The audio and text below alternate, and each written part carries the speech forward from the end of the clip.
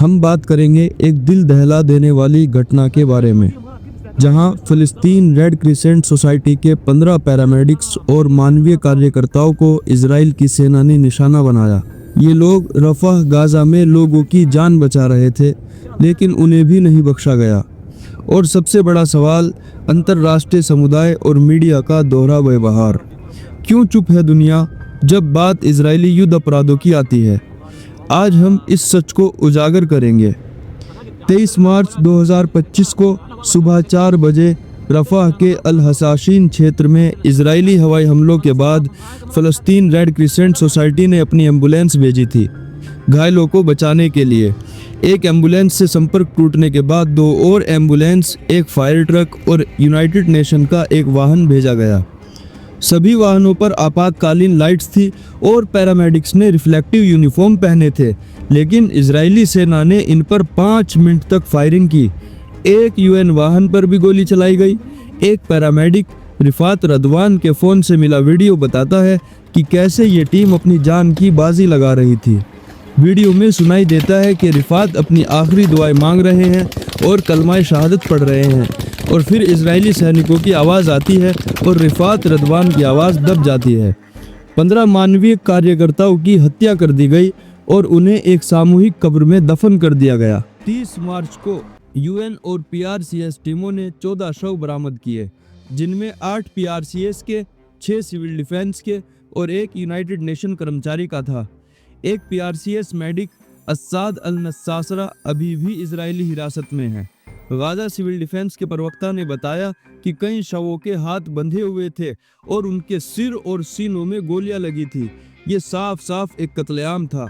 पीआरसीएस के अध्यक्ष यूनिस अल खतीब ने कहा, ये लोग मानवीय मिशन पर थे। उनकी हत्या एक युद्ध अपराध है जो जेनेवा कन्वेंशन के खिलाफ है। इजराइल ने इस घटना को एक पेशेवर गलती कहा है।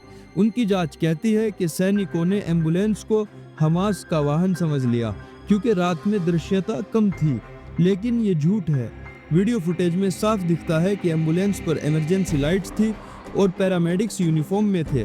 इजराइल ने कहा कि उन्होंने शवों को रेत और कपड़े से ढक दिया था ताकि उन्हें बचाया जाए, लेकिन पीआरसीएस और मानव अधिकार समूह कहते हैं ये उनकी कवर अप करने की कोशिश थी। जांच में एक डिप्टी कमांडर को बर्खास्त किया गया, लेकिन कोई आपराधिक आरोप नहीं लगे।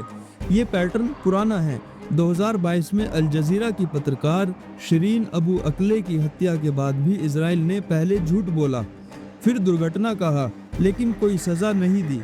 अंतर्राष्ट्रीय आपराधिक न्यायालय ने नवंबर 2024 में इजरायली पीएम बेंजामिन नेतन्याहू और पूर्व रक्षा मंत्री योआव गैलेंट के खिलाफ युद्ध अपराधों के लिए गिरफ्तारी वारंट जारी किए हैं, लेकिन इजराइल इन्हें नज़रअंदाज करता है।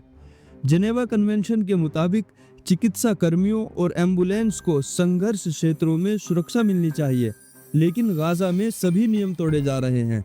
पीआरसीएस के 30 कर्मचारी अक्टूबर 2023 से अब तक मारे जा चुके हैं। अस्पतालों, एम्बुलेंस और मेडिक्स को निशाना बनाया जा रहा है। एमनेस्टी इंटरनेशनल के प्रवक्ता मोहम्मद दुआर ने कहा, इजरायली सेना स्वास्थ्य कर्मियों को निशाना बना रही है, यातना दे रही है या गायब कर रही है। ये अंतर्राष्ट्रीय मानव कानून का उल्लंघन है। अंतर्राष्ट्रीय न्यायालय ने नवंबर 2024 में कहा, गाजा में फ़लस्तीनियों को नरसंहार का खतरा है। फिर भी इजरायली सेना ने रफाह में ज़मीनी हमला शुरू किया, जहां 21 लाख लोगों में से 3,90,000 विस्थापित हैं। अब बात करते हैं अंतर्राष्ट्रीय समुदाय और मीडिया के दोहरे रवैये की। जब रूस या कोई और देश युद्ध अपराध करता है तो वैश्विक मीडिया और यूएन तुरंत कार्रवाई की मांग करते हैं, लेकिन जब इजराइल गाजा में अस्पतालों पर बमबारी करता है, मेडिक्स को मारता है या सहायता रोकता है तो चुप्पी छा जाती है। पश्चिमी मीडिया अक्सर इजरायली नैरेटिव को बढ़ावा देता है, जैसे हमास एम्बुलेंस का इस्तेमाल करता है या इजराइल को आत्मरक्षा का अधिकार है, लेकिन जब वीडियो सबूत सामने आता है तब भी वो चुप रहते हैं। अल जजीरा और मिडिल ईस्ट मॉनिटर जैसे स्रोत इसीलिए महत्वपूर्ण हैं क्योंकि वो ज़मीनी हकीकत दिखाते हैं। यूएन के रेड क्रॉस प्रमुख मिर्जाना स्पोल्जरिक ने कहा, गाजा धरती पर नर्क है।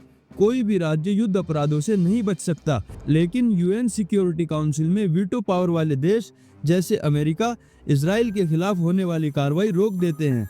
ये मीडिया और अंतर्राष्ट्रीय समुदाय का दोहरा व्यवहार इंसानियत के साथ धोखा है। जब 50,000 से ज़्यादा फ़लस्तीनी मारे जा चुके हैं और 921 लोग सिर्फ 18 मार्च के बाद, तो ये चुप्पी एक अपराध है। दोस्तों, ये सच है जिसे हमसे छिपाने की कोशिश की जाती है। PRCS ने अंतर्राष्ट्रीय जांच की मांग की है और हमें उनका साथ देना चाहिए।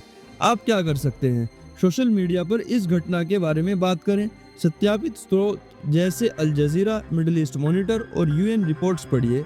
आखिर में एक बात याद रखिए, जब हम चुप रहते हैं तो हम भी उस जुल्म का हिस्सा बन जाते हैं। PRCS के मेडिक्स जान बचाने के लिए अपनी जान दे रहे हैं, उनकी आवाज़ बनो। अगर ये वीडियो पसंद आया तो लाइक, शेयर और सब्सक्राइब करें। कमेंट्स में बताएं इसके बारे में आप क्या सोचते हैं। मिलते हैं अगली वीडियो में।